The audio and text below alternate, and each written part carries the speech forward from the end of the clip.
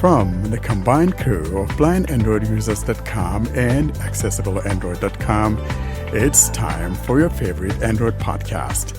Kick back now and enjoy another fine episode from these fanboys and gals as they navigate Android from a blindness perspective. And now, here's your crew.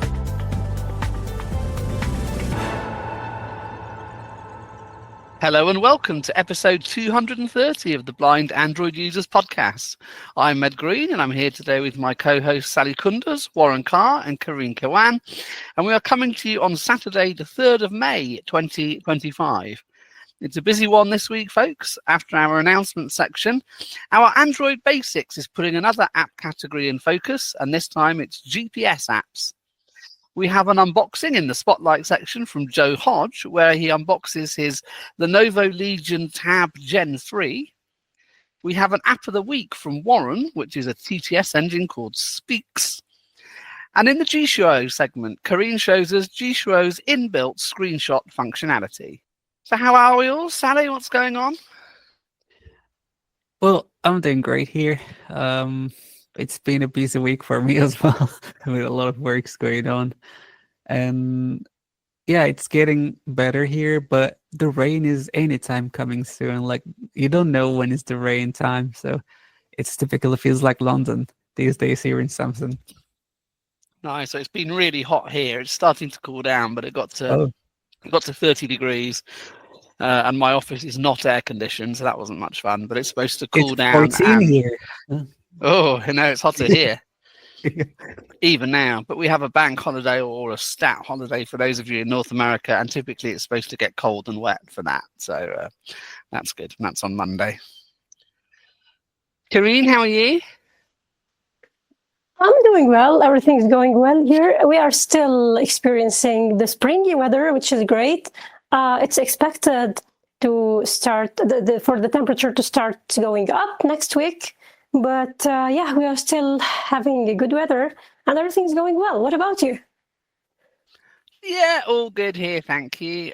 First couple of days off the start of last week. I had my birthday on Tuesday. So, I mean, it was fairly quiet, but I didn't want to do any work on it. So I booked that off. So yeah, that was good. Warren, how are you? I'm good, but so you had a birthday and you didn't tell us last week. Come on, no, I don't. That's bad. That's really bad. Yeah. Well, it was about halfway. It was Tuesday. It was Tuesday, so it wasn't like it had happened. So I guess it's almost in between the episodes. You could have given us a heads up that your birthday was coming up or something. No, we can if do it was well. me, like I would announce from 3 or 4 weeks early, like exactly. Come on, man. Well, I mean, we're talking about a podcast host here, for crying out loud. Well, happy belated birthday, Ed. I hope you guys went out to eat. Guys, whoever is listening to this right now, say happy birthday for Ed. Yeah, we went for a pub lunch before going to get the daughter, which was very good. There's a nice pub near her school, so we went there, which was good. And how are you, Warren? What have you been up to? Hey, before you ask Warren, how old are you now? 21 plus sales tax. And holding. Because it's not only women that hold. 44 these days. Oh, that's a beautiful number, 844. You know, there were 3 numbers that I really liked when I turned those, or actually 4. There was 22, 33, 44, and 55. Is that because you couldn't be bothered to move your finger off one button when you were typing it? Yeah. The only slightly disappointing thing about this is that in some surveys, they split it like 5 to 4, so 35 to 44. So on those ones, which is most of them, I'm about to leave a category next year and go into like the next 10 years older box. Like, well, I can't just do decades like everybody else. I don't know, but it's a lot. You'll see it in the UK a lot. Age 25 to 34, 35 to 44. So next year I shall be leaving that category. Or you can always choose don't want to answer. Yeah, prefer not to say. None of your business. You don't need my age. If I'm able to do something on there, I'm able to do something. But yeah, Julia's birthday was also on Thursday, May 1st. Of course, I referred to her as the commie baby, born on a communist day. So I give her a bad time about it. And I tell people that's my commie baby. But last night we decided to go out and eat, and that was good. And weather-wise, we're doing well. Yesterday was like summer. Came to town. It was like, I think it was 81 degrees. Ooh, Is that that like is hot. 30 degrees Celsius? I don't know. 81 Yeah. degrees. But then today it's like 60. It's going to be like 62 degrees or something to that effect. So we'll Yeah. see what happens. But other than that, I mean, it's great. I was able to mow my grass on Thursday evening, and today I'm going to be mowing the backyard because dandelions. I hate those things. But yeah, other than that, I'm doing well. So I'm looking forward to getting this podcast done with, and then I'll go out there and mow my grass. Nice. And kill dandelions. Yeah. You dandelion murderer, you. I think that wicked weed is from Europe. I'm thinking dandelions are from Europe. It's a European origin. I don't know. Are you deporting it under that Illegal Aliens Act then? Oh, You're going we to send them to El should. Salvador? We should send them What are you out. going to do with them? But talking about El Get Salvador, Raquel to and take them into that thing he's got. yeah, we went to an El Salvadorian restaurant yesterday that, a place that Julia likes to go to. Unfortunately, when we got there, they were closed. For some reason, they closed at 5:30. Well, they've all been raided probably. They've probably all been like ICE have been round and raided them. Closed at 5:30. You got to be careful eating there. I think I'd steer clear right now. I wouldn't. Yeah, but other than that, yeah, it was good. Excellent.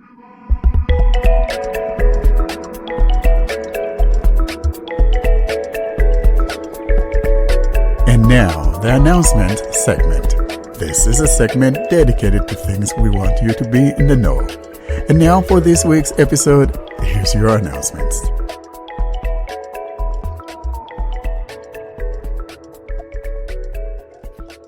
Turning to our announcement section and some news this week, I think, from Tech Freedom, Kareen.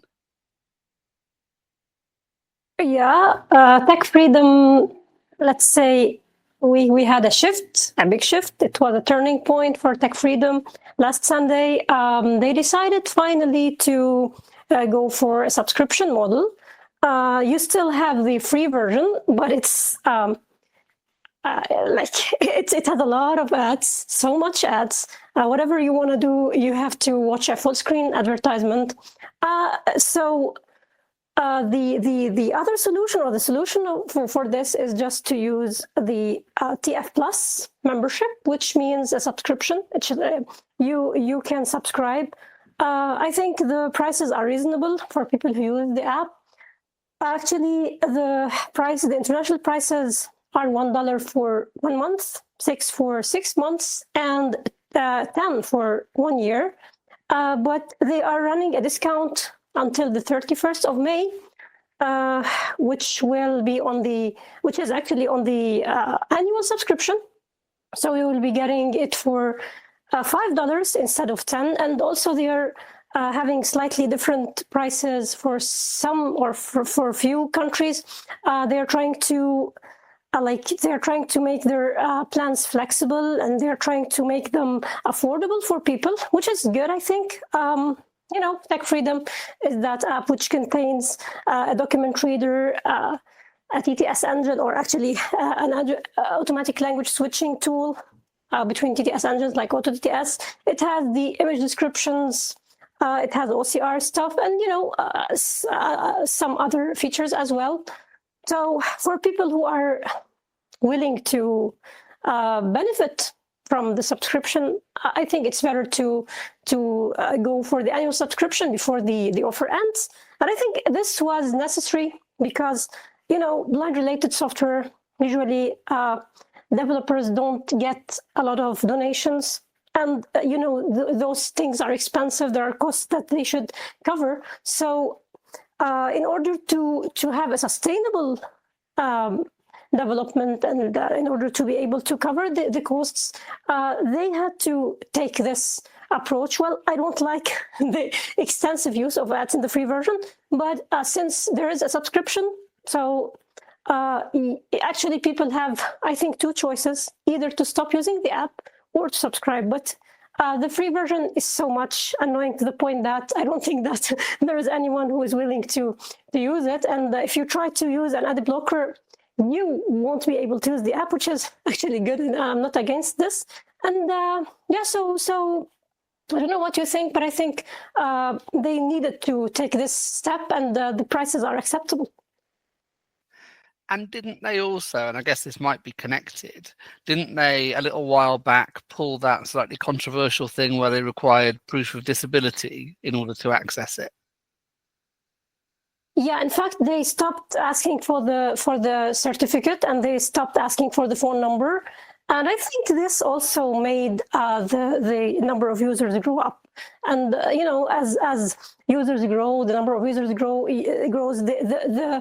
The costs are more, and they need to pay more. So they had to reach this point, and they reached it actually. Yeah, and the reason they wanted that proof of disability was because they were licensed to use things for blind people that otherwise might have had a charge. So maybe that's why the subscriptions come in a bit later as well. It was because of 11 Labs actually voices. Now they stopped using 11 Labs voices for anyone who is assuming if they will be getting 11 Labs. No, they won't be getting 11 Labs, even if they subscribe. Now they use the Azure voices, Microsoft Azure voices. So yeah, but it was necessary but I think if they kept using the certificate, this would be like making the number of users less. So I think this could help in making the subscription come later, maybe. But yeah, this was what happened. I actually like what they're doing. I don't have an argument. I wouldn't even mind doing a $20 annual subscription, because most people is usually like $4.99 a month, $3.99 a month, but $1 a month, that's absolutely beautiful. I think it must have taken them a lot of cuts to be able to come up with such a subscription model. And so kudos to you boys and gals out there, those of you from Tech Freedom. I really applaud what you have done, because this is very reasonable. And Karene, most especially if they are doing considerations for other countries where they could give people something more reasonable in their countries, I think that's very good of them to do.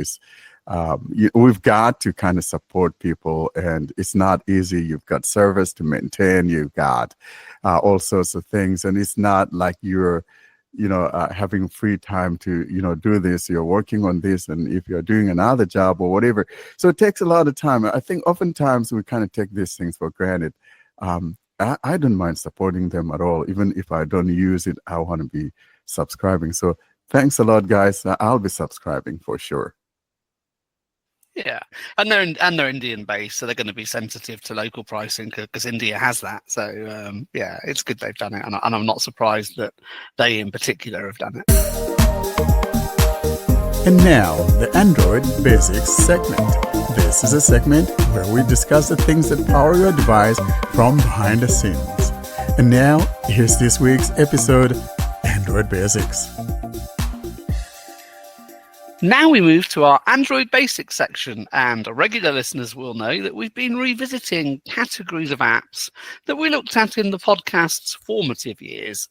So we're moving on to our next set now, and this is a category that many of us will use, particularly in unfamiliar places, orienting ourselves, and that is GPS apps. Warren, what are your preferred GPS apps of choice? Yeah, so GPS apps, it is one of those things that, frankly, I think everyone has a different idea of what a GPS app should do and all of that. And we can't necessarily, you can't have two people agreeing on a thing. If you're not a stranger, you probably have seen what is going on our email group. There's been a lot of noise going on about a new GPS app that just came to light from our friends there at the Seeing Assistant Move. We've got them on here for like a couple times or so. Now they got a new one, the Seeing Assistant Go. And frankly, I actually like the app. If there's any complaint that I have against it right now, is that it doesn't have the imperial measurements. Ed, you and I both use imperial measurements. All this is metrics. But other than that, I mean, it's the closest to what we probably would be looking for. I know some people want to see what is around me, points of interest or whatever, and lots of things like that. For me, when it comes to navigation, to be honest, I just want to be able to, if I want to go to Karene's house, I got Karene on my mind, right? So I'm going to head to Karene's house. I just need directions to go to Karene's house. I don't want to be distracted. There's a little, gas station to my right, or there's a little coffee or whatever. I tried going to those things. By the time that I'm supposed to get to Karene's house at, 1 p.m. or whatever, I probably wouldn't be getting there till 5 p.m. And at that point, Karene has closed the gate. So I don't want distraction. I want to go to some place. But I would love to see, for me, what I want to see in an app, a GPS app, is what I want to call the wander around, get to know my city. In other words, I just want to take off, walk down the street like I do, summer days, walking around. And then when it's time to go back home, I want to go back home. Or most importantly, if I can track back where I came from and let it take me back to where I started the trek. That's what I'm looking for in a GPS. And so I was going to try that one yesterday, but I didn't get to it. Got so busy yesterday, so I didn't get to it. But for now, I've been using Lazarillo. And when it comes to in-car navigation, all that I need is the Google Maps. I don't want any other app when it comes to navigating using a GPS app. So Lazarillo it is for me. And this new one, I'll also be trying that because it sounds very good. But for car navigation, I'm Google Maps all the way. And do you know how Seeing Assistant Go differs to Seeing Assistant Move? Yeah, so the complexity, and I think that sometimes apps get a little bit too complex. I think what they have done, though, with the Seeing Assistant Go is that they've kind of simplified the ease of use. And yet in the same breath, you've got that advanced mode in there for those that would like to be able to use that advanced mode.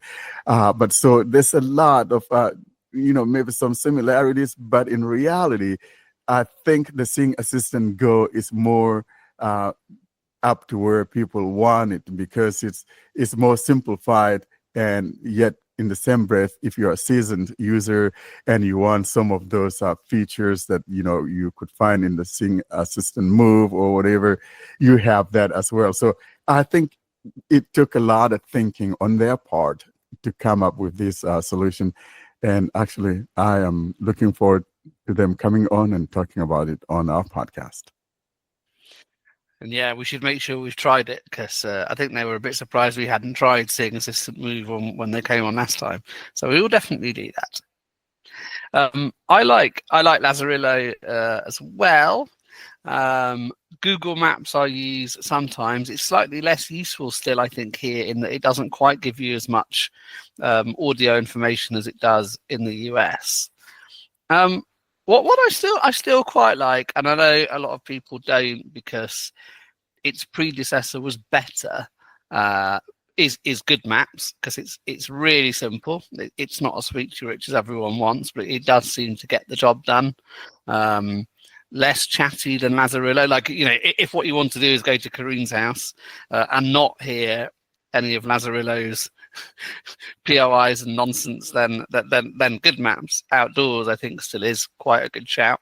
And the indoors here anyway, there are a few buildings who've supported them now. So in London anyway, it's quite it's potentially quite useful. But it's not obviously Nearby Explorer. I think it does do that sort of reversible waypoints thing. So if you've been wandering around and want to retrace your steps, you can put waypoints or breadcrumbs on it, can't you, by shaking your phone, and they'll drop, or it will add them automatically. So yeah, I know a lot of people don't like it, but if what you want is something really, really simple to get you from A to B, then you can probably do a lot worse.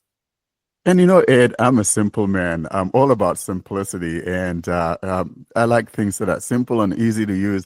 And I haven't tried that Good Maps Outdoor in like a couple of years. I know when it first came out, I was on their beta, and I was giving them my feedback and all of that.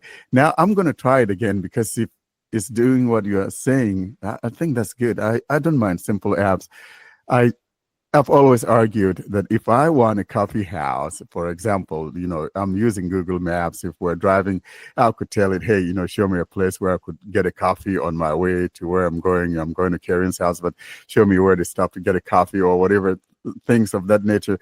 But I don't want all that noise. To be honest, it's probably because maybe I'm not the type that like noises and all of that. I don't want to be, distracted. A ping here and a ping there. And that's the reason why I don't have any notifications on my phone. And I want something simple. I want to get to where I'm going to. And if I need something, I will ask for it. One I came across today, and I think it has been around for a while, I just didn't know about it. Have you come across Waymap? No, I haven't. There was one that some guy from Texas, I believe, a group from Texas, I think it was Finder or Pathfinder, or I don't remember what it was, but it was very promising. It would let you know when you're coming up, an object and all of that. But I think it was maybe a little too challenging for them, and nothing happened. So how about that? What did you say? Waymap. So supposedly, and I haven't, and it's one of these again that wants to kind of team up with venues, but it's supposed to work outdoors too, and I need to try it. But it apparently doesn't rely on your phone signal, or somewhat ironically for this category, your GPS. What it is supposed to do is download an offline map. You put your phone in your pocket, you tell it how tall you are, and it predicts where you are, I guess, based on location services and accelerometers in your phone. And it claims it has a 1 meter accuracy. That's really interesting. But so it will take me to a place that I want to go to and all of that. I really got to try that, because I haven't tried. Yeah. We just have so many not so good.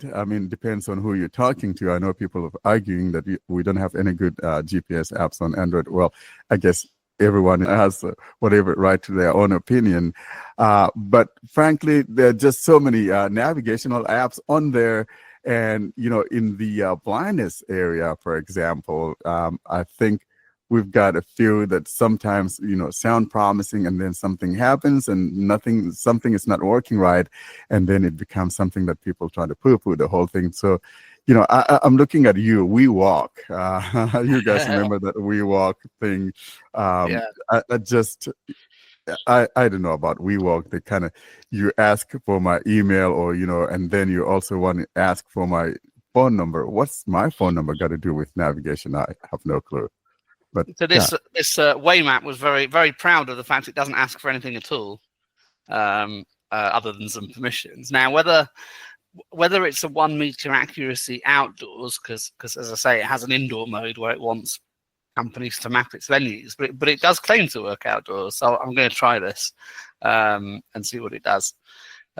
Amusingly, its interface does seem to be designed for Apple, because the voice it uses is described as Alex, and I'm pretty sure we don't have Alex on Android. And indeed, when I turned it on, I haven't actually been out today, but when I turned it on and waved my phone around, having started hoping it would say something, I got the Google Assistant voice telling me to cross my street and keep to the pavement and keep left. So I don't think it does, in fact, use Alex at all. But I think we are going out tonight, so I might well try it and see if it is any good. As I say, so this is not an endorsement. No one's tried it. I just thought it was an interesting concept. I'm going to install it because I think it really sounds interesting. I've always argued that the more of these things we have, if something doesn't work, one particular app doesn't have the feature that you're looking for, it may be in another app. And that's why I wind up being such a app junkie because, I just have lots of these things. And so for me, I don't want to be stranded using just one. So it's always good to have more of these things in the event that one is not doing what you're looking for. Yeah. Kareen, do you use GPS apps? Well, do you know the character in the kids' school book that you tell your kids not to be like this person? So I'm this person that no blind people should be like me, because actually I'm so much dependent on sighted guidance to the point that I don't see me at all using any of the GPS or navigational apps.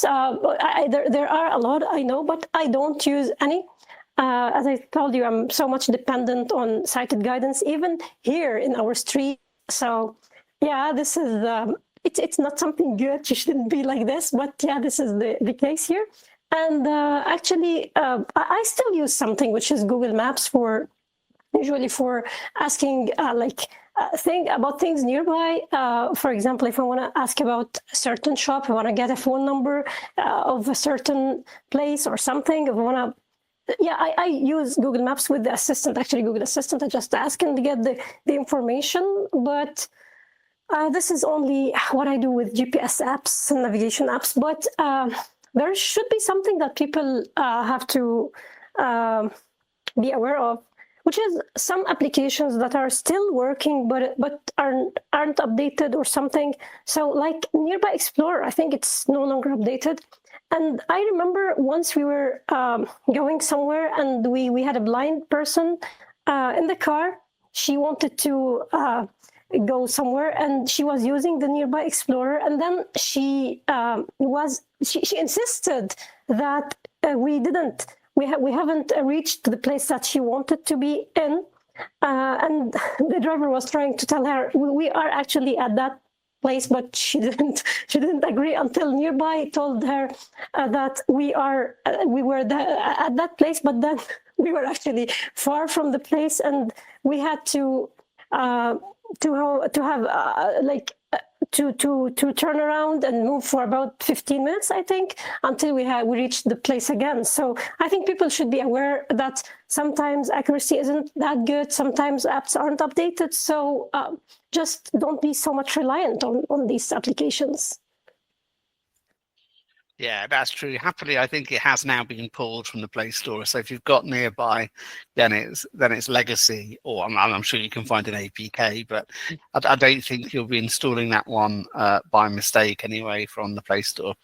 I mean, it's good. It's good you've got competent sightlings to help guide, as have I. But occasionally, you might be in a situation where you have rubbish sightlings. So even if they're guiding you, it can be quite useful for you to have a GPS if their sense of direction isn't very good. So if you're sort of thinking like Kareen, I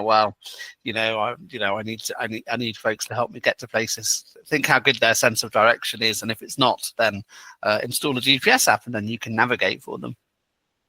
Yeah, and it's really nice that you have sighted guides. So that's GPS right there too, young lady. But in reality, talking about all the Nearby Explorer and all of that, I think that one of the feature that people used to like about Nearby Explorer is that ability, that geo beaming to kind of find where the door, because sometimes I wish that now, especially with businesses, there could be, and probably this should be impendent on the businesses, to put a little beacon on their, entrance or whatever, so that my GPS app will, take me to where the door is, because that's the problem.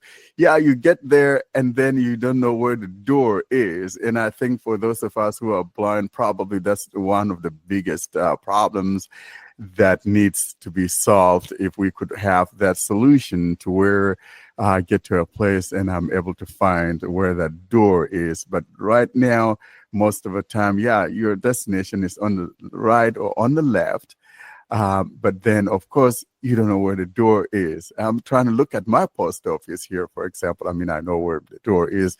And I was using Lazarillo just for giggles to see. And all of them, whether it's Lazarillo or Google Maps or, outdoor maps, that was like 2-3 years ago, they took me on a different route. But, there's a route that I prefer. I'll take that route. But if you follow what they're telling you, like Karene was saying, text me through the backside and coming up from the backside of it. But then that's kind of a little bit farther actually from where the door is. So yeah, there's that problem in there. And I don't know why anyone would be insisting that I want to use something like Nearby Explorer, in a car travel. I think that when it comes to car navigation, I'll put my eggs in Google Maps instead, because really they have more of the data. And, anyone that is using GPS providers, most of the time they're either trying to get that data from Google or they're trying to get that data from OpenStreetMap. So I would rather go to the original source, unless of course that third party one has some of those specifics that are designed for us, for those of us who are blind. And that's the reason why we're constantly looking for these modified GPS apps that addresses some of the needs that we need as blind people. For example, I want to know that I'm walking on the west bank of a street or on the south side of the street, and when I get to a corner, I'm either on the northeast corner of Magnolia Street or whatever, and I'm crossing the street, is letting me know now you're crossing Magnolia Street, and whether Magnolia Street is a one-way or dead end somewhere. That's what I want to see in a GPS app for me as a blind person. And it's annoying to have to switch, but obviously if you think you're somewhere near the door, like if you're on the backside of the building, it might not help, but you're somewhere near and you can't find it, then if it comes to it, you can pull up another app now and you use one of the AIs to ask, where is the door, take a shot. And it should, as I say, if you're on the wrong side of a lot, then maybe it won't. But if it's in camera view and you just can't find it, then pulling up one of those AIs ought to help you find the door. You're correct. I never even thought of that. So you see, we've got lots of solutions lately, and that really makes sense, because I'm looking at that post office in my little town, for example. The backside of it has like the history of our little town. And if I had pulled out that, say, Gemini, for example, Gemini Live, and turn on the video view or streaming, it would let me know this is a backside, and I would have asked, and where's the front side, and so yeah, you're correct, Ed. I think we have more tools than we actually realize, most especially now with AI. I know the late Austin, how I wish you were here, because he was the one that was so into AI, when all of us were not all that particularly interested in that AI. Austin was always talking about it. It's just, that's unfortunate he's not here. But yeah, that's another solution. You could always ask to find the door. And I think that Lookout, for example, does something like that, if I'm not mistaken. So yeah, we do have solutions. That's why, for me, it's good to have many of these things. Yeah, and if you've got a plan that supports one of the, conversational elements, I think Gemini Live is free now anyway, isn't it? But in some ways, even though they're adapted for us, I think just being able to talk to Gemini is just more convenient than Be My Eyes or Ally, even if they are, better geared for something like that. Yeah, it's much more convenient than to take a shot and ask it questions and all that jazz. Sally, what about you? Do you use GPS? Well, I use GPS, but here to the discussion, I think there's something quite been discussed about that. Whenever there's an app comes to Android, the guys in the other side, they say, "Is it like Blind Square?" Like, yeah, so it seems like Blind Square, for some reason, is the standard. But whose standard is it? That's my whole Yeah. point.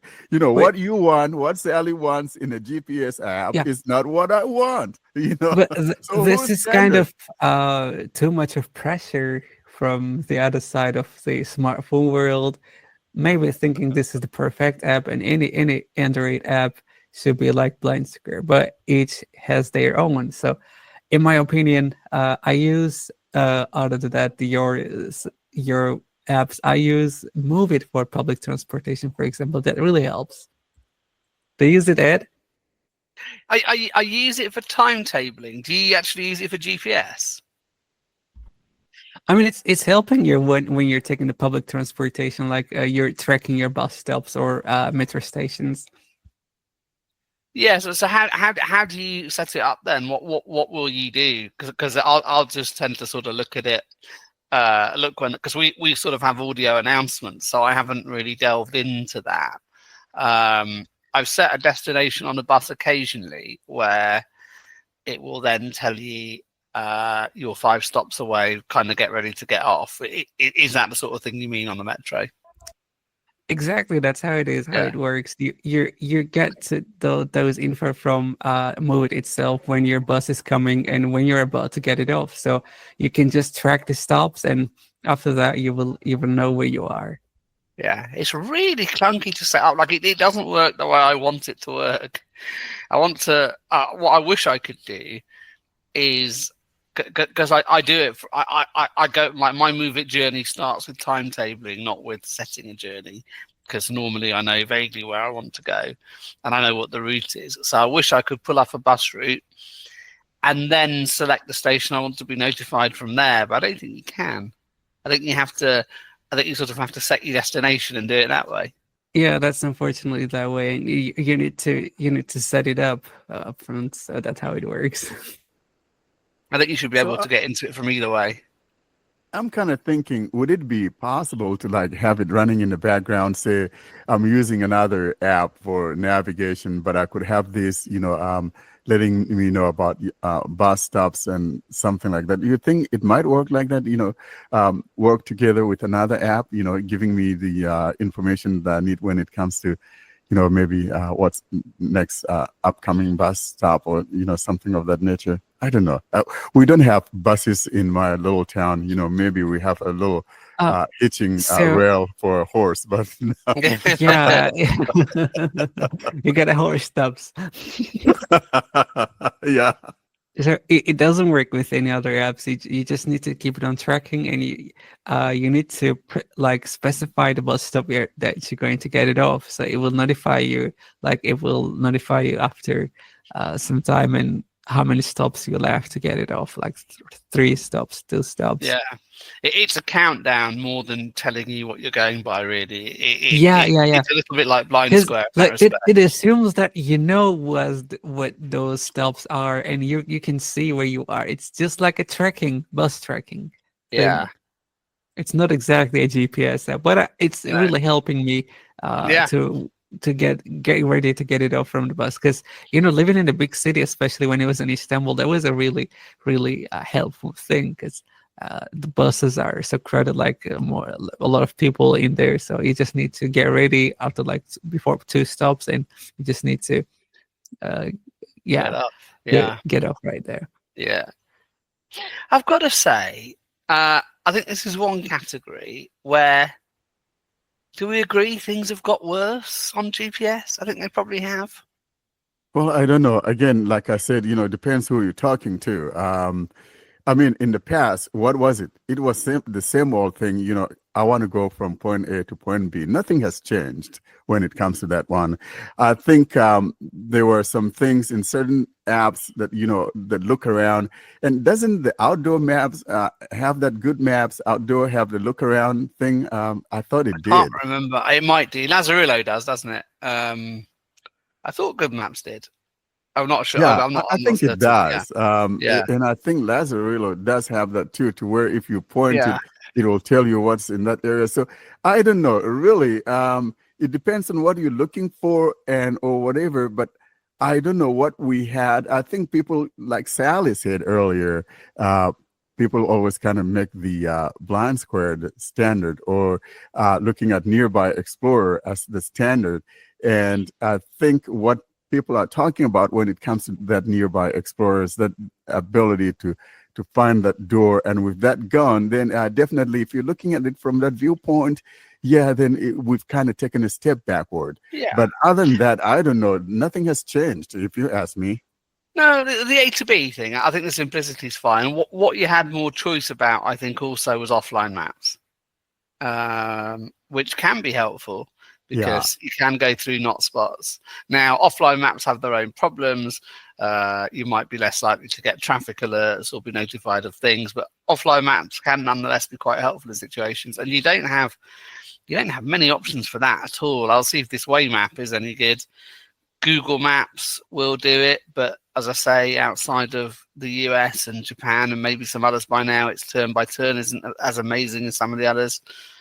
But you had more options for offline maps before, I think, than you do now, and I think that is a problem. Well, actually, I think though in the general category, I mean, I'm not looking at blindness, but we have a lot of offline maps, really, lots of those on the Play Store, and there are some of those European mapping that have lots of offline as well. But I think because we're talking particularly about those of us who are blind, that's where that's what I mean. Blindness solutions, offline maps. So, there used to be a lot. Or at least more than there are now, which is none. Well, I don't think we had a lot. We had maybe one or two.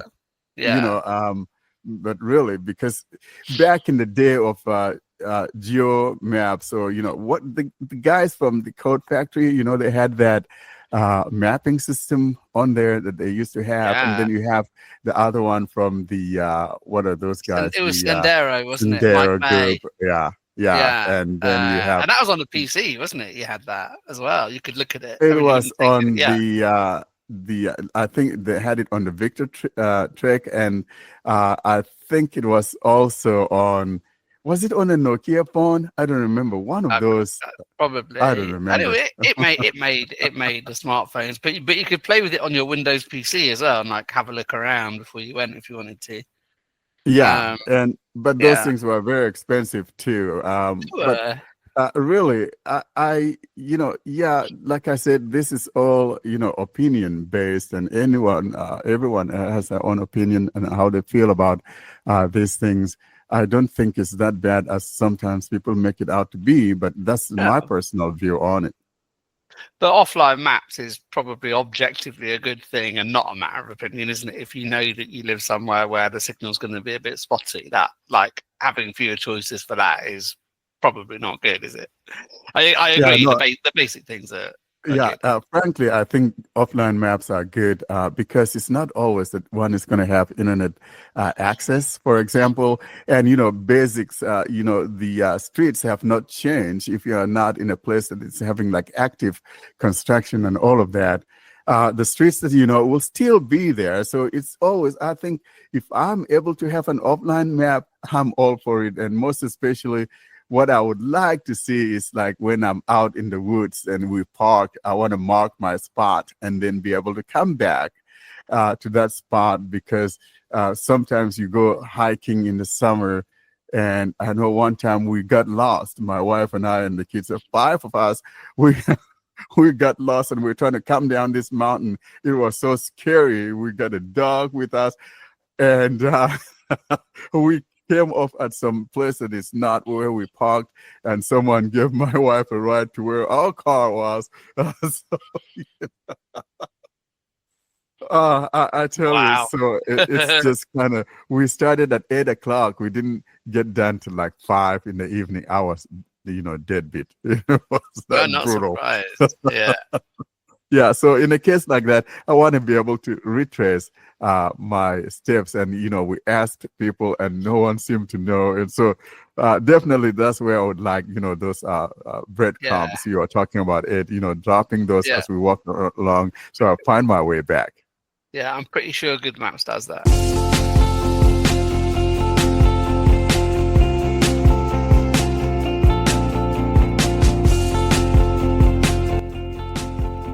And now, the unboxing segment. This is a segment dedicated to the unboxings of phones, tablets, watches, or any hardware device having to do with Android. And now, here's this episode's unboxing.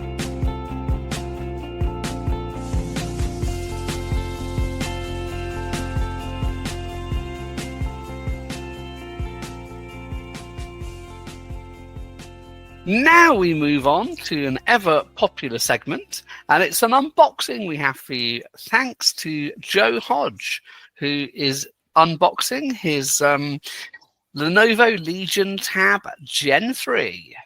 Hey everyone, so I got the Lenovo 8-inch Tab Gen 3. I think on the Lenovo website it's called the Lenovo Gaming Tab Gen 3.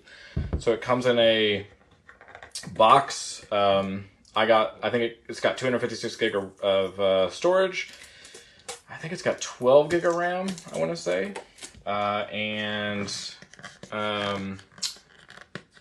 It's also known, I think, globally as the Y700. So hopefully that will help you all find this. So it's basically Android's version of a iPad mini. I was excited to read about this on Notebook Checkup. I've been wanting this, eyeing this. I actually almost bought the global version for a long time through like GitStop, but I didn't want to because I wasn't sure what would be installed or what wouldn't be as far as accessibility. So they finally started carrying it in the US. They are going to come out with another version. Who knows if we're going to get that or not with these crazy tariffs. And also, I mean, they seem to be like releasing to the United States a lot lower, or a lot slower than the global market. So, basically what you get is you get a box wrapped in plastic that I've removed, and now I just got the box here. It's got tape on each side that I'm removing, and then it's a very, thick, tall box. Actually, it's like, I don't know what to expect in this thing, but it's got lots of stuff in here. It seems like it's very, very tall. Much bigger than like my iPad mini box that I got. Okay, so I got the lid off. Take a little force. So in here we've got basically another cardboard type thing. It's got like a pull tab. So I'm just going to kind of lift up. And that then gets us... Oh, I see. This is actually the case. So this actually comes with a case. I heard this thing is a fingerprint magnet. Not that that really matters to me so much, but it would be, I guess, good to... Good. I'm glad a free case is involved. I'm never going to complain about that. In fact, I don't think I've ever gotten a device that has a case with it, to be honest with you. So this is a new experience for me. Okay, so I'm going to open that. That's like in a... Is the device actually in the box? Let's see. Nope. Okay. This just looks like a case. Case is in just a nice like plastic wrapping here. So I'm going to use that. I assume it's got the foam and stuff in it as well. So, okay.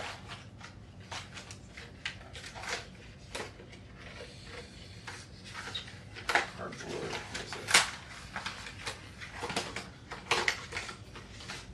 Okay, so this is maybe I don't know what's it. I guess like a kickstand. It's like a. I'm not quite sure what this is. It looks like a plastic, like a holder almost, like you would. I don't know. Maybe it'll make sense to me in a second. That's in a smaller box. In the bigger box, we have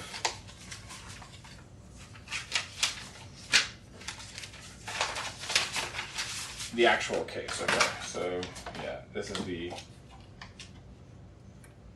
this is a screen protector.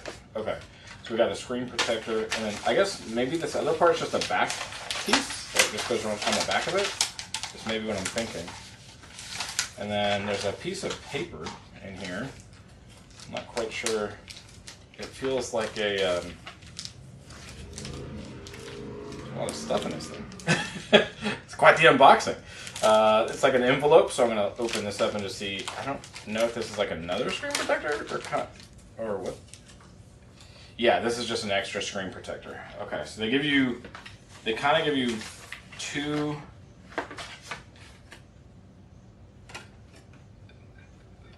So maybe, well, there's a tab like this would actually go over the screen. So yeah, I'm gonna have to look at that because I'm a little confused once I need to see what the device looks like. I think maybe or maybe there's more to this. Okay. Oh, okay, yeah. So I'm gonna pull out there's another thing in this box that is like the book style case. So maybe they give you options. Like I don't know if I need all of this or, but this is more what I consider like a book style case here that I have. So I'm wondering if the book sits. I'm gonna move this here. Like the idea is that you would lay this down.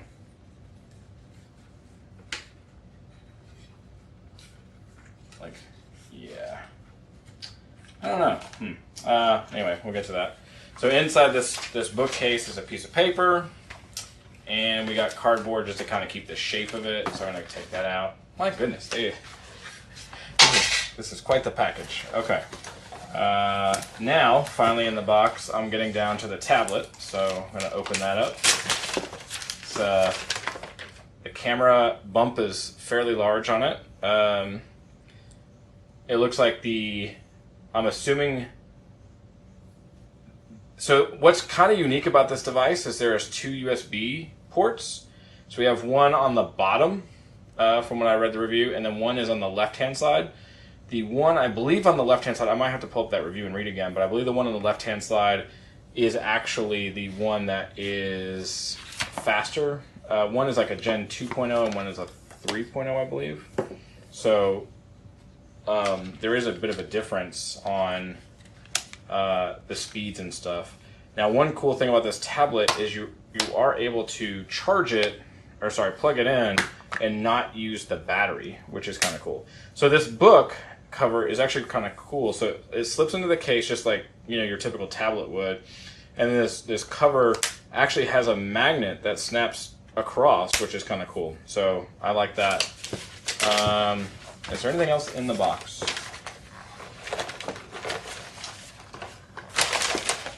We have our instructions, and then we have, I believe, a cable.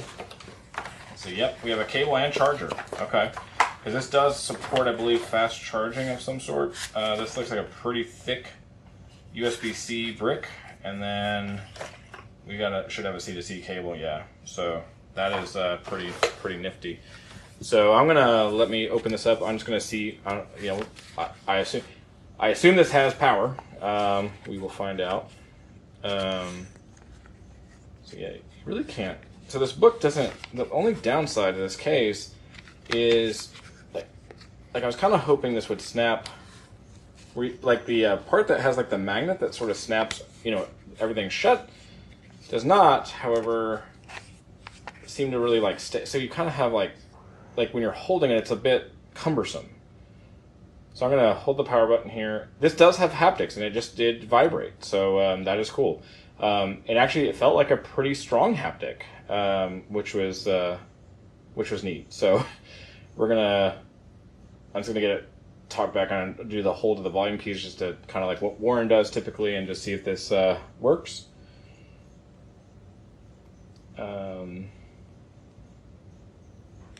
I'll try it now. And it did vibrate. The volume keys. To turn on TalkBack, press and hold both volume. TalkBack on. So we got TalkBack. Hi there. Welcome to TalkBack. Welcome to Talk. I got haptics. Welcome to it TalkBack. is in landscape mode. Does it change TalkBack if I... provides spoken feed. Next. Yep, it changes back to... Drag your finger to explore. You can also drag your... Finish tutorial. Finished reviewing. Keep reviewing. Finish. All right. Exiting split So, keyboard. Allow Android accessibility. Don't allow. Allow. Hi there. Language. I will English United States button. come back and hopefully give you guys a review down the road.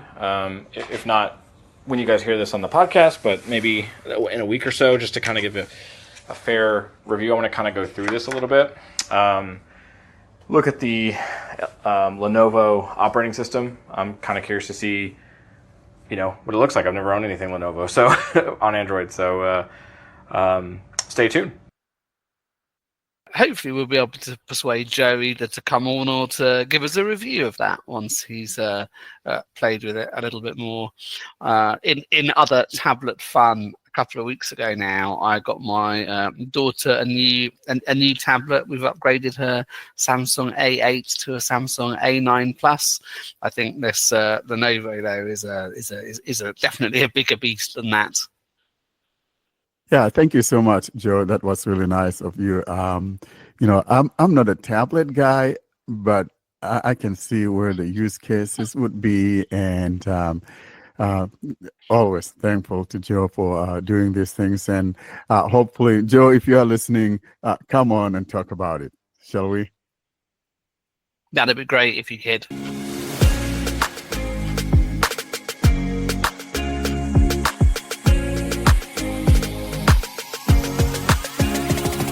Up next is the App of the Week segment.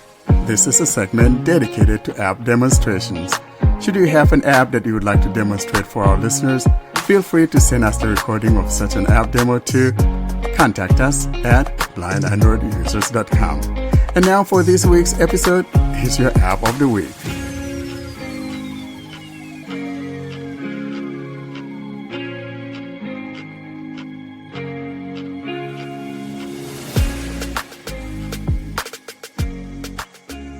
And now we move on to our App of the Week section, where Warren demonstrates a text-to-speech engine, Speecx. Hi, Warren here for Blind Android Users Podcast, and for episode 230 App of the Week, this is demonstrating a TTS engine simply called Offline TTS. Upon finishing installation of the app, however, the icon becomes Speecx, Speecx, or if you're my screen reader, it becomes Speecx. For today's demonstration, I'll be utilizing my Pixel 9 Pro XL running Android 16 Beta 4 and TalkBack 15.2. I am on the home page, that is on the play page of the app, and will now navigate my way to the about and hear about the description, and then come back and hit that install button. Let's now tap on About. About this app. Heading: Google Play Store. Offline text-to-speech. Details: easy text-to-speech export and screen reader, supporting over 32 languages. Speecx is a free speech synthesis TTS dubbing software. Support English, Japanese, French, Russian, German, Hindi, Italian, Thai, Korean, Spanish, Catalan, Malay, Arabic, Danish, Dutch, Finnish, Icelandic, Norwegian, Polish, Portuguese, Romanian, Swedish, Turkish, Welsh and some offline languages for free use, and provide a variety of natural readers to choose from. Speech service enables applications to read on-screen text aloud. For example, it can be used for Google Play Books to read aloud your favorite books. Google Translate, speak the translation aloud so you can hear the words pronounced. TalkBack and accessibility apps that provide spoken feedback on the device. Supports IPA to add a mark equals IPA after the word, such as present equals pres or present equals present. Download and share any text to audio MP3 AAC FLAC. Powers the AI Speechify engine for many other apps in the Play Store. How to use. To use the Speecx text-to-speech feature on your Android device, go to Settings greater than Language and Input greater than Text-to-Speech Output. Choose Speecx as your engine of choice. You can add background music for mixing. Download the text-to-audio file to your device and share it. Download and use for free. App info. Version: January 24, 2021. Updated on November 2, 2024. Downloads: 10,000 plus downloads. Download size: 23.03 megabytes. Required OS: Android 5.0 and up. In-app purchases: $0.49 minus $8.99 per item. Offered by AI Developer. Released on March 2nd, 2023. And that's both the description and the history of the app. I'll now navigate my way back to the installation page and tap on that install. Play Store. About this app. Heading: Install. Verified by Play Protect. Pending. Navigate up. Button. Offline text-to-speech. 1%, 37%, 47%. Installing. Open. Button. In list. We are now done with the installation and sitting on that open button. I'll go ahead and tap on that open. Speecx. Web view. Chars 47. Out of list. Login request. Log into your account to experience premium speakers. We're now on a screen that talks about logging in to experience those premium voices. I do want to mention here, though, that this is not a very responsive TTS engine. In other words, it's not something like Vocalizer or Acapella, but it's not too bad. So if you're a TTS junkie like me and you want to add this to your collection, then of course you can go ahead and install this. I do want to mention also that it's important to, first of all, download one of the offline voices, because if you choose a premium or plus voice without paying the subscription, it will only play like a sample and then it will quit on you and you'll not be able to choose a different TTS engine because it will keep telling you to log in or something to that effect. So the first thing to do is to be sure to install the offline and then choose it as your default. And so if you use a high quality and it times out on you, it automatically defaults to that offline. Now let's look at what we have here in the middle of the phone. We've got a couple buttons. The first button is Try offline button. try the offline, or to the right of that Login button. is the login. I'm going to tap on the try offline, of course, where we could find those offline voices that we could download for free. Try offline button. Speecx button. We're now in a window containing the offline voices. In other words, all the voices you see here are offline voices. But first, you want to make sure you download, and then after downloading, select the one you want as your default, so that even when you choose a premium voice that you're not subscribed to and it times you out, it goes back to the default that is the chosen offline voice. Let's take a look at some of those offline voices. It's a combination of both English and some other languages, so you be sure to select the one that corresponds to your language. Starting from the top, here are some of the voices, and I'll play some of these samples at random. Lydia. 9.3 megabits. Woman. Free.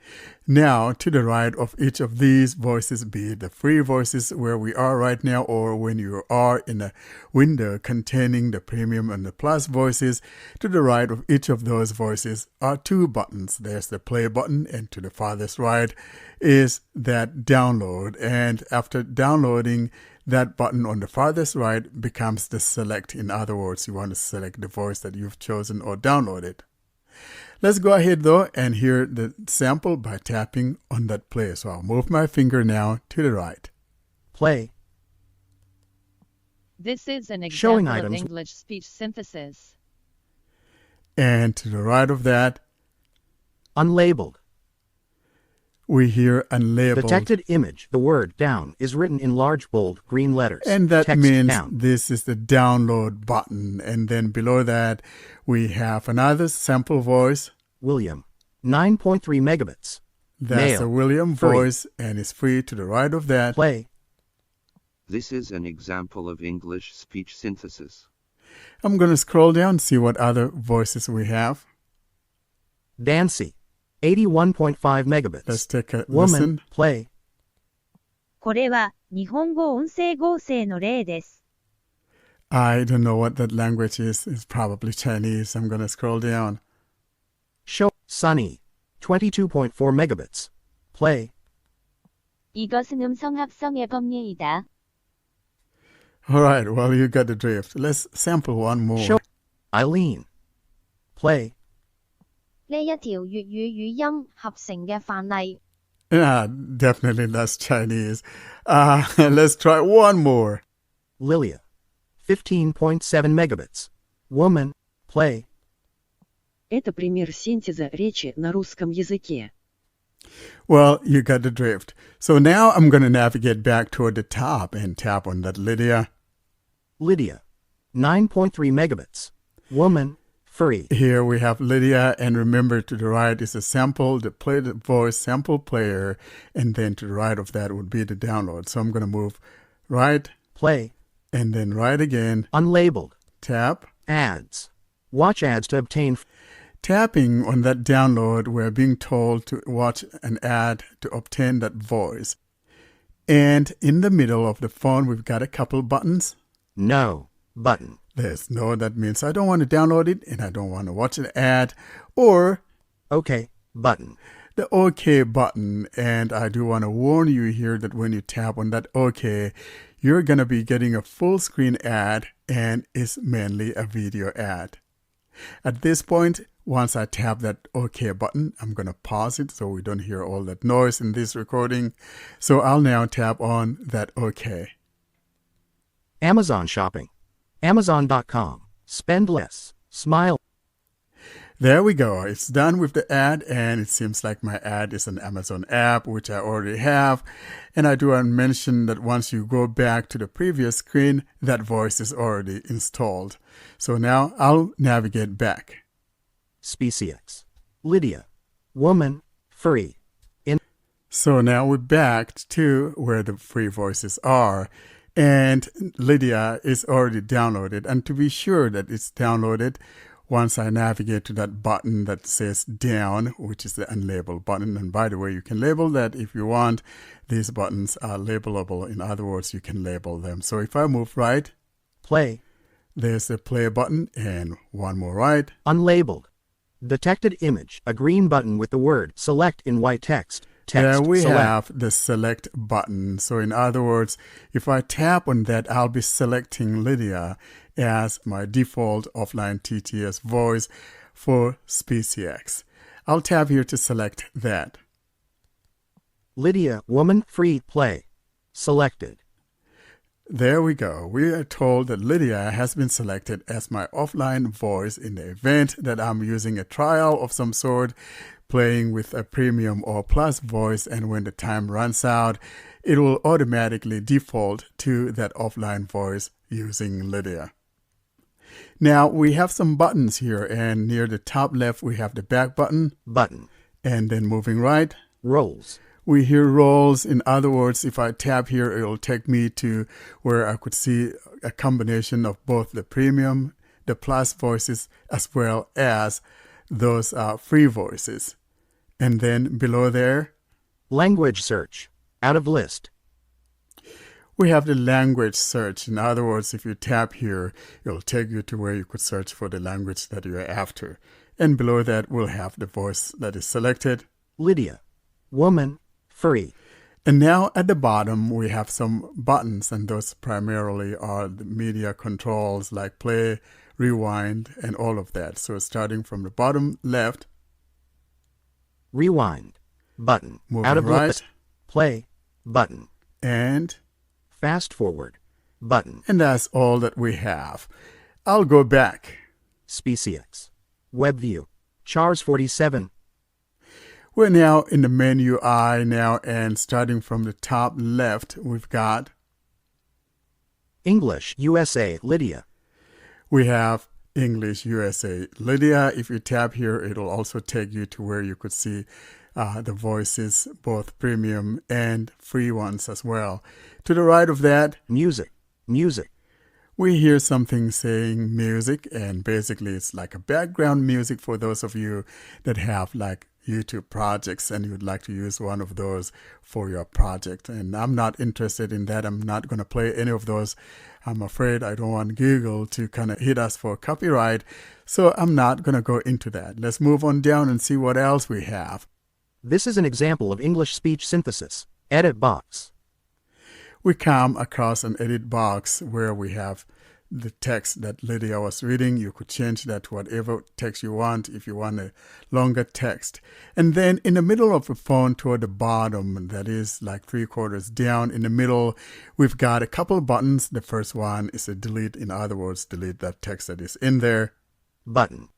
Detected icon. Delete image. And then to the right of that button is the Add roll button. Detected icon, person, image, a white icon of a person with a plus sign above them.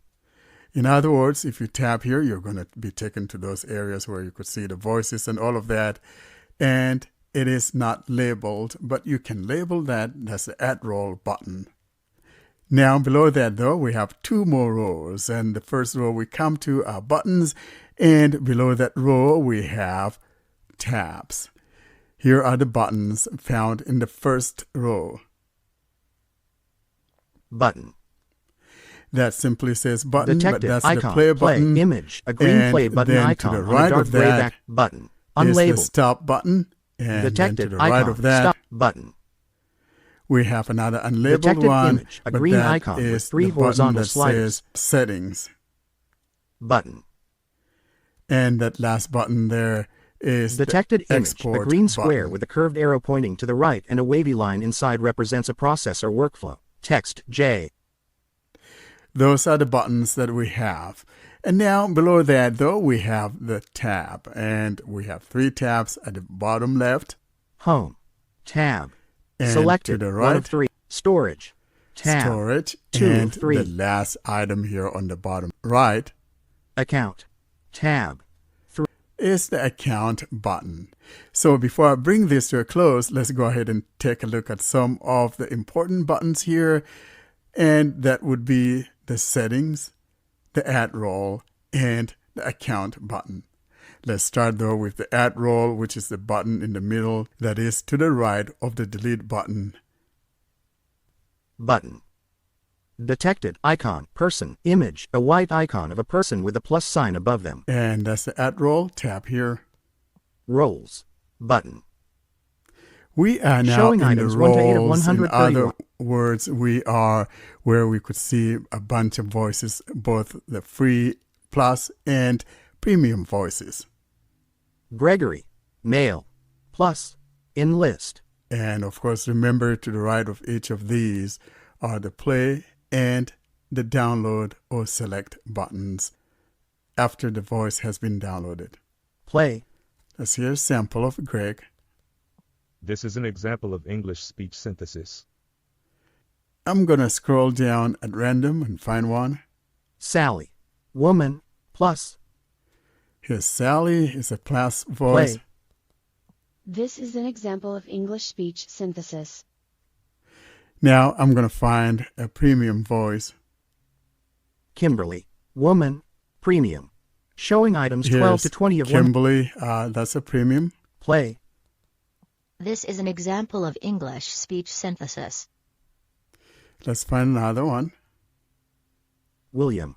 9.3 megabits. 6.2 megabits. Male. Free. That's a free one. There's no need for us to sample that. We've seen that above. Sally. Woman. Premium. Let's go ahead and try Sally. Play. This is an example of English speech synthesis. Let's try one more. Nicole. Woman. Premium. Showing items 8. Play. This is an example of English speech synthesis. There we go. One more and we'll be done. Arthur. Male. Plus. Play. This is an example of English speech synthesis. Well, you got the drift. You can play with all of these as you wish. Let's go back. Speecx.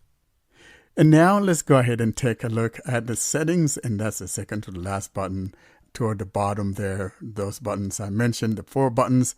Button. And it says unlabeled, but of Detected course, image, a green icon settings, with 3 horizontal. And I'll tap.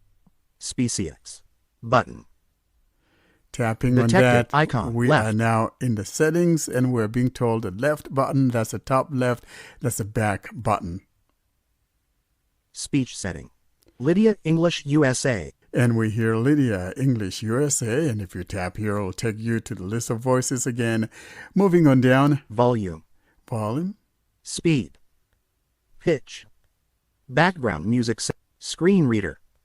Setting. Keep screen on while speeching. Switch. Off. Show rename dialog after export speech is completed. Switch. On. Export format. Button. MP3. M4. FLAC. Reset. Button. And that's the last item in the settings. I'll go back. Speecx. And now, before we bring this to a close, let's go ahead and take a look at that last tab at the very bottom. Remember, there are 3 tabs at the bottom. We got that Home, Storage, and Account. I'll tap on the Account. Account. Account. Tapping on Accounts, here's what we have. Sign up. Signing in / signing up. Moving on down. Subscription. Subscription, in other words, the different subscription models. Let's look through and then we'll come back and take a look at what these subscriptions are. Daily TTS usage. Help and FAQ. About.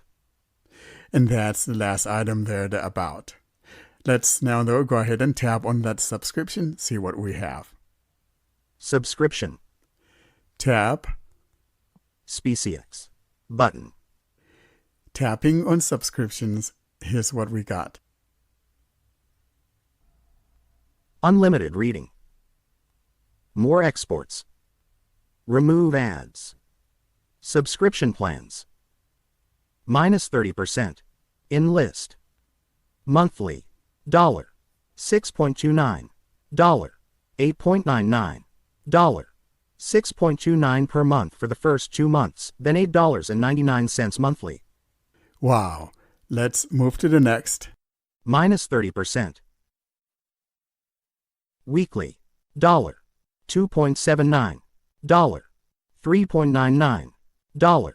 $2.79 per week for the first 2 weeks, then $3.99 weekly. Subscription services auto-renew at the end of billing term unless explicitly canceled by the user. Out of list. Subscription information. You have not logged in yet. I am told that I'm not yet logged in, so I don't have the subscription information. Sign up button. And we come across that signing in / signing up again, moving on down. The number of characters that can be used per day. Usage. Free. Premium. Offline voice. Square root. Square root. Read premium voice. 4,000. Square root. Download or TTS. 1,000. 60,000. Read plus voice. Well, you got the drift. In other words, these are some of the subscription comparing the free and the subscription models. I'll now go back. Speecx. Subscription. And now, before we bring this to a close, let's go ahead and navigate our way to the TalkBack menu and to the TTS settings and choose that Speecx TTS and use the linear voice, which is the default. And in the event that you decide to log in or sign up and log in and you are using a premium or plus voice, and when you run out of credit or whatever the trial is, it will automatically default to that linear voice. I'll now navigate to the TalkBack menu. TalkBack menu. Text-to-speech settings. And tap. Text-to-speech output. Preferred engine. Speech recognition and synthesis. Preferred engine. Navigate up. And now I'm going to go find and tap on Speecx, or if you're my screen reader, Speecx. Radio button. Not selected. Speecx text-to-speech engine. 8 of 18. And I'll tap. Attention. This speech synthesis engine may be able to OK button. Using Speecx text-to-speech engine. Preferred engine. Radio button. Selected. There we go. So I'm going to go out of here. Apps. Home. Open document reader. Speech rate. There's a speech rate. Speech rate 1. Speech rate 191. Speech rate 254%. Scribeam. As you can hear, it's not very clear. It's like I got fluff in my ear type of TTS engine. But if you happen to be a TTS junkie like me and you want to add one more to the collection, then Speecx or offline TTS, Speecx, as my screen reader calls it, is one of those things that you may want to add to your collection. Thanks for listening, and give Speecx, offline TTS engine a test. Thanks for listening. So thanks for that, Warren. Any other reflections you have after putting that together for us? Well, this is a very great, I mean, not a great app, but if you happen to be like me and Kareen, that is this TTS app junkies, for example, and you want to add one of these to your collection, it should be something you should add. But I do want to talk a little bit about the process of maybe adding another or free voice, which I showed, but how you switch to it is you have to first go into the TTS settings. So if you've made it the preferred, for example, and using a free voice, like I said, you have to use the free one, because if you don't and you choose like a premium one, you're not going to be able to access your stuff. So don't do that unless you've subscribed to that ridiculous subscription model. We were talking about subscription models earlier, and this one is absolutely ridiculous. Like $6 or something a month or whatever. I could never see me doing that. But so, yeah, you want to make sure that you've chosen one of those free ones or free voices. If your language supports it, then if you want to add another one or switch to a different one, for example, I'm going to be using William here. All right. So now I'm going to turn on my phone here. 9:58 a.m. There we go. So I'm going to go to my TTS area. Talkback menu. Text-to-speech setting. Text-to-speech output. And Navigate so up. I'm using that Speecx TTS right now. And so I'm going to go to the TTS settings, which is just to the right of the preferred. Preferred engine. Settings. Okay. TTS setting. Button. Out of. And so when you are here, you want to switch to a different TTS engine, for example. Preferred voice. Lydia, English, USA. So you tap there. Roles. Button. And showing we got Lydia. Woman. William. 9.3 M. Olivia. Woman. Plus. So you don't want to do that. You want to choose the one Play. that is Lydia. that's Woman. a free one. William. So 9.3 MB. and Play. Unlabeled. I have William, and I'm Detected not sure image. that I've downloaded it. Down is written in large. Yeah, so I have not downloaded that, because if I had downloaded it, it would have just shown the two. But so I'll have to download that, and then I will choose it as my default. So if you have downloaded both earlier, then all you need to do is just hit that to select it to be your default. TTS. And that's how it works. But then another thing that Kareen and I were talking about is that it doesn't seem to adjust your speed, and I'm not sure if that has to do with logging in, because it does have like the speed in the settings. However, it wasn't activating for me. So the workaround that I found is that you have to turn on the speed rate to the maximum in this TTS settings area. Open application. So, for example, Text to speech up. Speech rate. Speed at which the text is spoken. so see, Speech rate. Value 90. so if I just keep going on, Speech. I'm going to put it. Speech rate. Value 300. I'm going to put it at. Speech rate. Value 540. Speech rate. Value 590. Okay. 100%. So 100 now recent apps. I could Applique. also Plans. go to the accessibility speech rate control. Characters.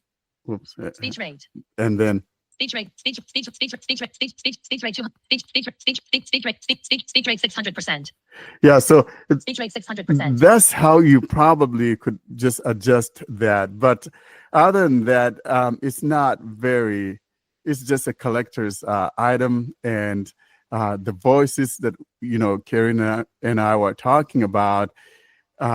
One has to pay for those, and I think they're kind of a little bit too expensive. I wanted to try it for a week, but I think a week was what, $2 something. I may try that and see, but I don't believe you could have those voices offline. But I'll try it to see if I'll get it offline, but I'm positive they are not offline voices. And that voice you were just using then, Warren, was that one of the offline ones or an online one?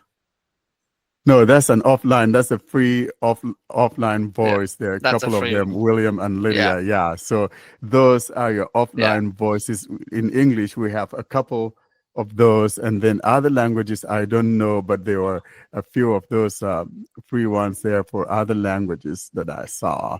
So, but always you want to make sure that you've downloaded that first, and then you've chosen it as your default in the event that you are going to be trying an online, and then you run out of credit, then it will default back to that offline voice variant. Yeah.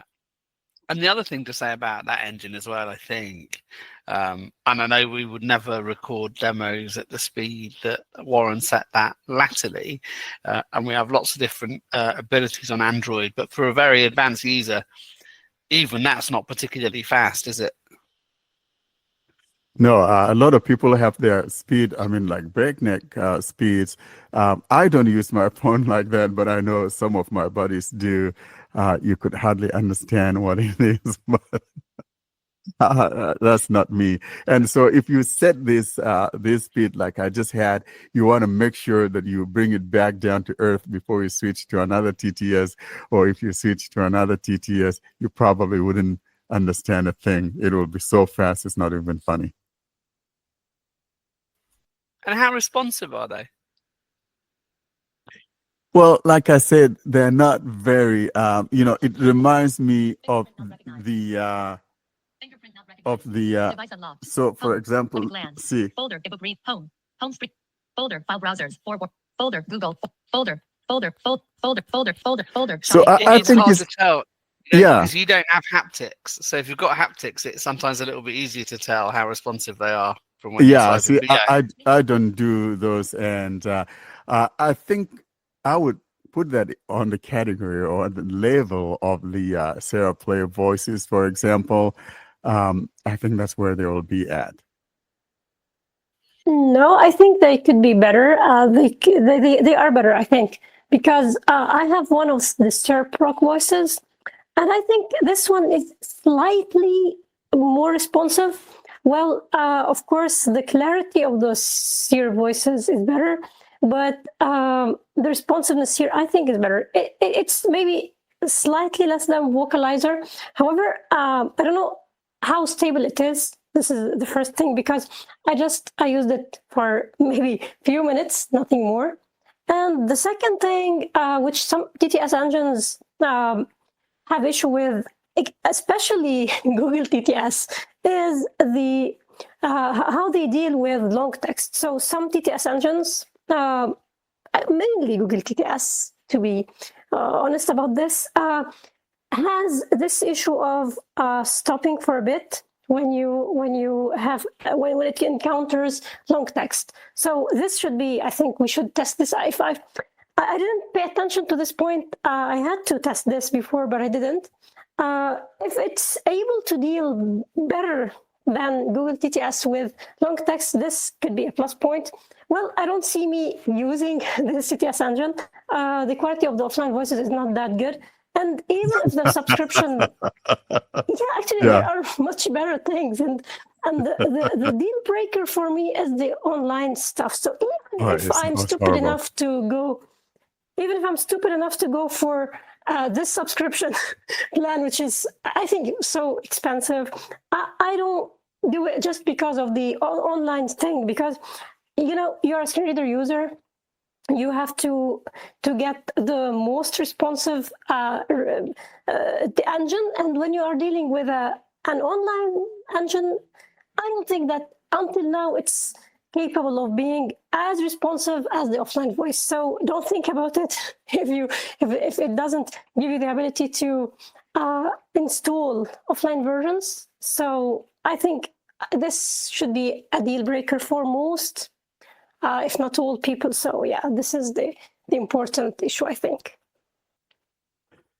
Yeah, Karene, you made a valid point there. I haven't tried it with long text. However, what I noticed is that if you're reading something on on the internet, for example, an online article, for example, whenever it comes across a link, it uses a different voice indicating a link, and it'll use a different voice, or different intonation, or whatever.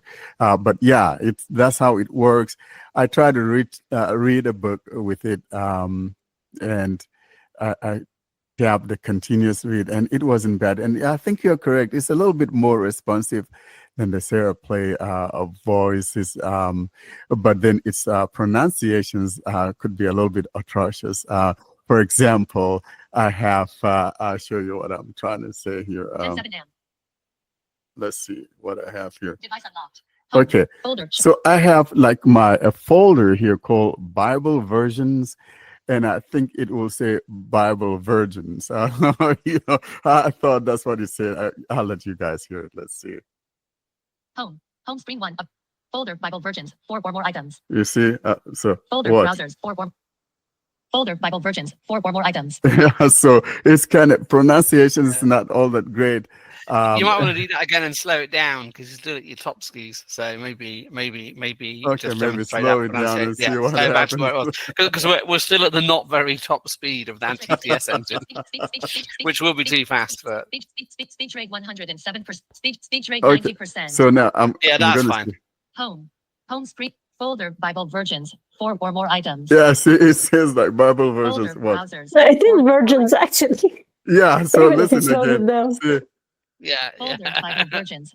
See. Folder Bible versions 4 or more. Yeah, so and then what I notice is that sometimes when it sees the word app, it kind of spells it out for some reason. It reminds me of what were those voices that we had that was in beta? Oh gosh, I don't remember. Amazon took them over from the Bright Technologies. What was the name of that TTS engine? Ivona.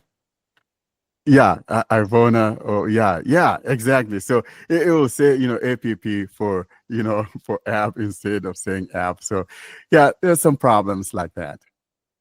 And just while we're on silly subscription pricing, I imagine Sally and Kareen, you probably know this already, but this has nothing to do with TTS or this feature, but I think it's funny. So ChatGPT Plus, $20 a month. Everybody know how much GPT Pro is? 100 something. I don't want to know. How much is it? 200. Is that an annual subscription? No, it's a monthly subscription. This is what I mean. This is what I mean. Like, if you want silly subscriptions, let's look no further than ChatGPT Pro, 200. I think for me it was pounds. No, it was in dollars. It is in dollars, I think, or at least on the website it was. So 20 US and then 200.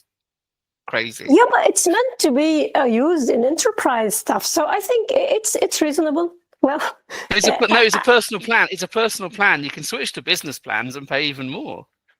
You're up to. Okay, I thought that it's also related to business. Who's going to have that moolah to be? You're paying $200 a month. That's like a quarter of your mortgage. Even for GPT Plus, that's a bad news for me. Having $2 more. What, 20 a month? Like, you said 22? 20, isn't it?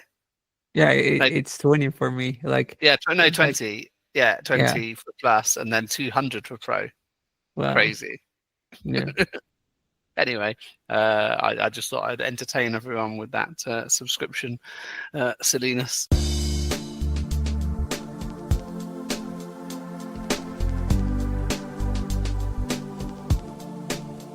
And now, Jieshuo, aka Commentary Screen Reader, CSR, or if you're me, the confused screen reader.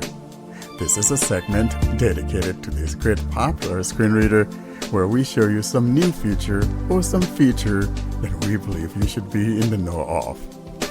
And now, for this episode, here's your entry for Jieshuo, aka Commentary Screen Reader.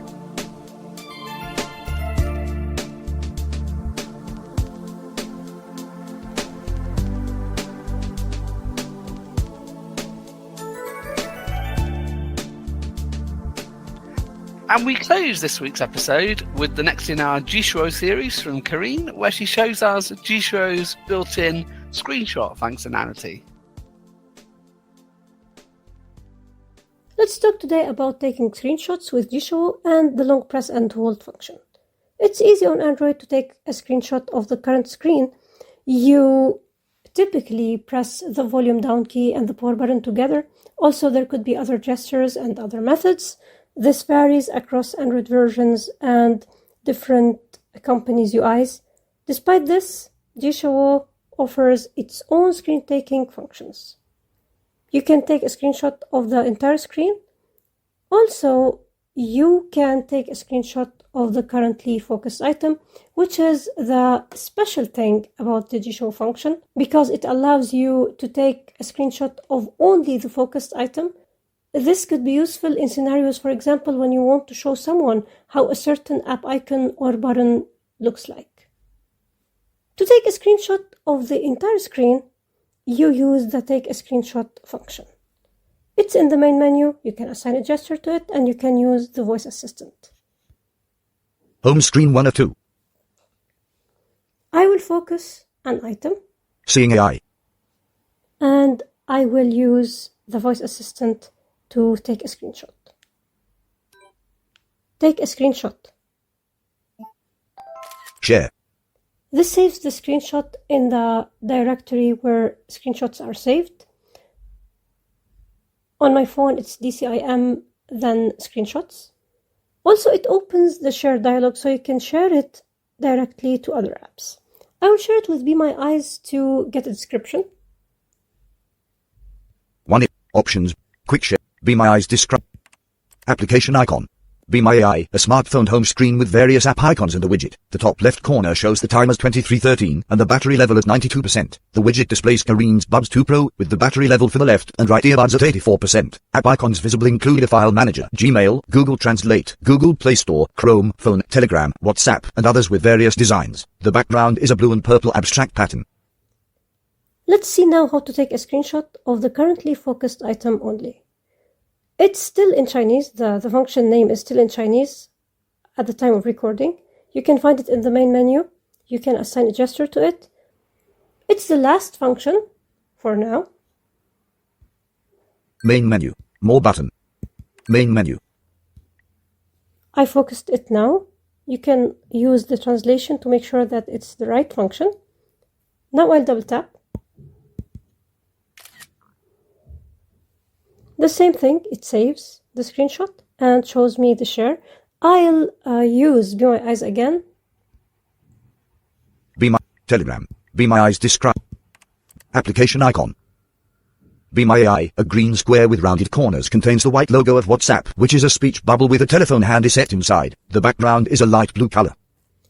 Let's move now to the long press and hold function. Jieshuo contains functions to long press an item, the focused item, whether using the accessibility long press or by simulating the physical or direct long press. But recently, it has included a new function, which is to long press, then hold.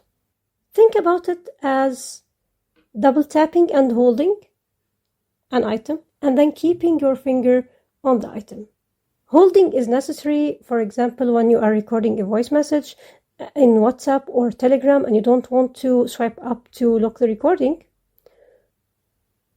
So when you use the long press and hold, Jieshuo holds the record button for you, so your hand is free and you can keep recording.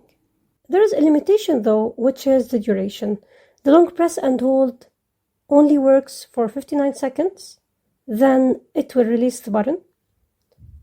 Of course, you can release the button before by touching the screen or performing any other gesture on the screen. I will show you on WhatsApp. WhatsApp. Application. Voice message button. Double tap and hold to record. Slide left to cancel recording. Slide up to lock recording on. Release to send. This is the voice message button. I will use the voice assistant to activate the function. Long press and hold.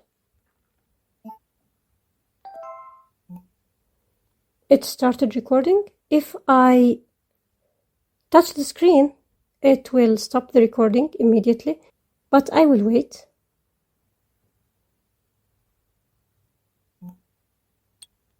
Items from 41 to 43, 44 items in total.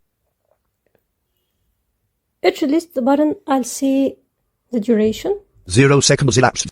Emoji, GIF, play. Today you, voice message, 59 seconds, 23:25, read. 59 seconds. While 59 seconds is not bad, I hope that it will be extended. I think when the function was introduced, it was about 51 seconds. Now it's 59. It's about a minute, but sometimes you need to keep the button for longer. Anyway, I still consider it as a useful function, even in its current state. Thank you for listening. One question I had, Kareen, was obviously the partial screenshot, or the ability to take a screenshot of a control. That the function was in Chinese at the time, and I know we've had some of these before. Is the developer normally pretty quick to translate these, or the folks he has translating things? Does that normally happen fairly quickly? Okay, let me tell you what happens. In fact, usually he releases the version, and then after maybe 1 week, sometimes 2 weeks, sometimes he just waits for 2 months. So it's up to him. It's up to his laziness. He includes the name and function names and texts in the translation strings. Then we could start translating them as translators. So because I'm the English translator, I can talk about English. Whenever the translation is available in the strings inside the app itself, I immediately send the translated strings to the developer, and he includes them usually in the next version. So let's say if he's going to, for example, release a version in the next day, they should be included in the next day's version, which is good. And what makes translation simpler these days is, he added the translations as strings inside the app itself. So instead of waiting for him to include, to release translation files, and then we update them and then send them to him, and now we don't need to do all of these things. We just do the translations inside the app itself, inside the settings of the app itself, and then we send him the JSON file, which includes the translated string, and then he updates the default translation, which is making things so much simpler than how they were before. But, we can't at all say when he decides to include the translation or includes the ability to translate the string. He could just in a week include them, and he might wait for months. Sometimes you might wait just for 2 months or more, actually. And presumably it only really becomes a problem if he then introduces loads of other functions that aren't translated either, and then you have to start counting which function's which. It happened actually before. We needed to deal with several, or actually many functions, and many, you are not only translating functions, you're translating also the messages, the announcements, the names of options. So yeah, sometimes it slightly becomes harder. But one thing that I should remind people of is the alias feature, which I talked about before. So people could just use aliases to include a sort of translation, which is a text replacement for the function name. This helps them a lot in knowing which is which, and they can just use aliases until the translation is available, until the translation is updated. I don't know what anyone thinks about this as an idea. It might be very silly, and of course it wouldn't necessarily be responsive, but wouldn't it be interesting if TalkBack, or indeed Jieshuo, had a facility just to translate text on the fly it came across if it thought it wasn't in the user's language? say when you were exploring by touch or swiping. But you have this in Jieshuo. It's the automatic translation where you set the target language, and when it sees something which is not in the target language, it just translates it. But because it's working online, so it's actually, it takes time. It makes the screen reader itself slightly less responsive. But for people who could need this feature, it's there. Yeah, I thought about it when Samsung's TalkBack had a rather foolish implementation of the image description where it forced it to be automatic when you didn't really want it to be. You'll have seen that, Sally, won't you? And here, I think Google could do it better because they have something called Google Translate, isn't That's it? what I'm thinking. Yeah, exactly. Could, like merge. Yeah, that would be simply amazing. But Google, look at you. You're not doing anything about it. I should be in Google's defense here, but there's something we hear international people, international users, we think differently about a screen reader. So a screen reader isn't made to translate stuff. It's not for other things other than basic screen reading stuff. So here lies the difference between us, the international users, and Chinese. So in China, screen reader is everything. It has a timer, it has translation, it has several other things. So it has a browser. So it's not only with Android. Actually, they do the same with their famous screen reader on Windows, ZDSR. Actually, they include a lot of things inside the screen reader itself, which is not what we are used to in the international countries. So I think this is the difference. And for this reason, Google isn't going to include this in a screen reader at all. So because it's actually different, or it's actually far from what a screen reader is for us as international users.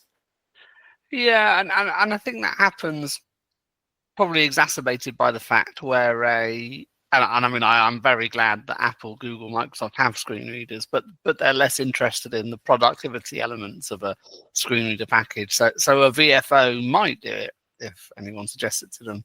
MV Access, they used to be a bit skeptical about productivity things, but I think they've grown up a bit and actually realised that it shouldn't just read the screen, and it does need to be a bit, give us a productivity edge if we're going to be, pound for pound slower than our sighted folks. I was interested that Microsoft on LinkedIn, if you get a foreign post, it has, a post in a language that isn't yours, it has an option to translate it. So I wondered if they could do it in the app automatically and just have it translate. That wouldn't necessarily be an accessibility thing, but it is at least there in the actions. LinkedIn is sketchy, but it does use actions, which is quite good, and translate is one of them. But yeah, I think, Sally, if they could do that, it'd be good. Warren's staying very quiet. Maybe they already have. Well, I think I'm with Karene because Chinese, I think it is not the same Western thinking, or I mean, it's just kind of different language, and pictorial stuff, and so. I think it's probably a little bit harder to make things work the way that we've come to know. So I see where they're coming from, but I don't know. I don't think I want my screen reader to be so complicated. I'm a simple guy. I know. So I just wanted to do it. That's what I'm saying. This is simple. So when you come across text which isn't in English, it just reads it in English. You don't do anything. Yeah, but doesn't TalkBack already have that language, detection? It does. No, but what I want it to do is not change languages. I want it to translate it into English. So translate that language into English. Yeah. So you never see it in French or German. I see what you mean. Automatically. But yeah. But then doesn't that take away the authenticity of that language, but you So probably don't speak if it. someone was making a comment in Espanol and I come across it, yeah, I should hear that thing in Espanol, not in English. He didn't write it in which you English. don't speak. So you'll go on to book the hotel in the country you're going to where you don't speak the language. But yeah, have it authentically in the language you don't speak. Carry on. Amazing. You do you. I say this, by the way, as a linguistic graduate. So I do speak languages, but I still think an auto translate would be quite good. Yeah, well, I think maybe they may not be doing that, but yeah, well, like Sally said, if they could just integrate the Google Translate, for example, to take care of that, I think that will do it in a pinch and no questions asked. And I tell you what, Google Translate these days is actually quite good, which I hate to say as a linguist. I'm not saying that I would ask it some phrases, but I wanted to read an article about a legal judgment that had originally been written in Norwegian this week. And I hit Google Translate and there was nothing wrong with it. It's Norwegian. Yeah. So, well, it's the translator is getting better and better. And frankly, when I translate things, it sounds really good. And it seems like a lot of people probably using that, especially developers. But here, for example, here in Turkey, if you ask them what TalkBack needs, they say, well, translation would be great, because when they want to read articles, the Jieshuo is helping them a lot.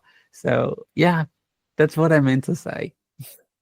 So it's looking at it from the rose glasses of the Turkish language. So, hey, you should have had this. And, it makes sense. I see where they're coming from. But yeah, maybe you never know. It could be a feature in TalkBack, rolling that Google Translate into TalkBack. I think that would be great. If any screen reader should have it, Google's TalkBack should have it, because they have Google Translate in the backbone.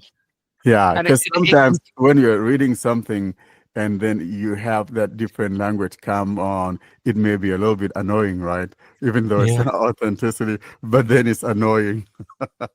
Yeah, but it's not from the core functionality of the screen reader. So I'm not really with this idea. I mean, the screen readers in desktop, they have this if you're using NVDA, you get an extension. No, wait. NVDA has extension system, so you can't say that it's a screen reader feature, because NVDA is also taking this approach of the basic. Yeah. I mean, definitely it's not a core function, but it can have it. I mean, it's letting you have it. Yeah, because of the extension system. So this is not actually the thing. So if TalkBack enables the extension system, okay, that would be great. That would open a lot of possibilities. But should I say that because there is an add-on in NVDA that enables me to translate that, should I say that NVDA itself supports translation? No, and it won't support translation. I don't mean to say that. For using that screen reader, I think this. You're right, guys. Probably if it's something that supports extensions, because extensions are always there. And I think that Jieshuo, has the extension support, right? But sometimes what you find is that, let's take Jaws, what were previously external scripts that you install become effectively core functionality still delivered by scripts. It's an artificial divide to say it's an extension, because they could bundle it if they wanted to. I mean, honestly, I wouldn't mind having TalkBack extensions even coming from Google. Looking at Gemini, it has many extensions, and TalkBack might have some extensions. You can enable or disable it depending on your choice. That would be perfect, by the way. I don't think that Google is going to do this, but this would be really great. They could do it. I mean, if we say Google don't do it, Google won't do it, they don't do it.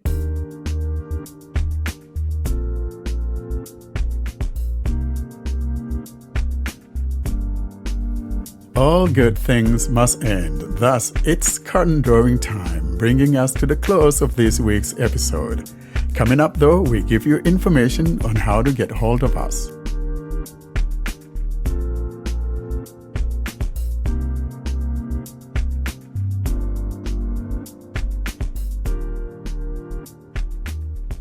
That's it for this week, folks. John, how can everybody get in touch with us? To contact us, simply send an email to contactus@blindandroidusers.com. If you'd prefer, you can leave a voicemail by calling +1 307 202 9797.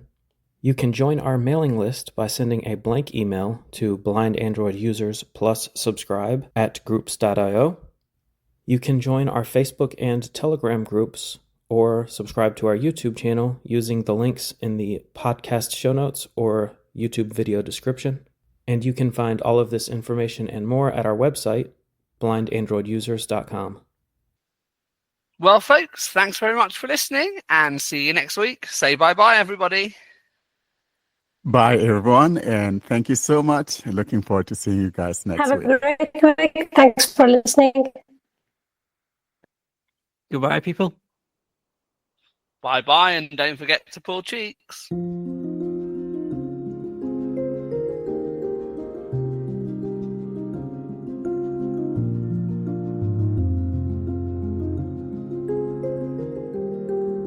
Thanks for listening to another episode of the Blind Android Users Podcast.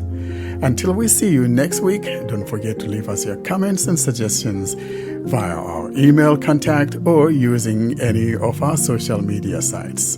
Have a great week.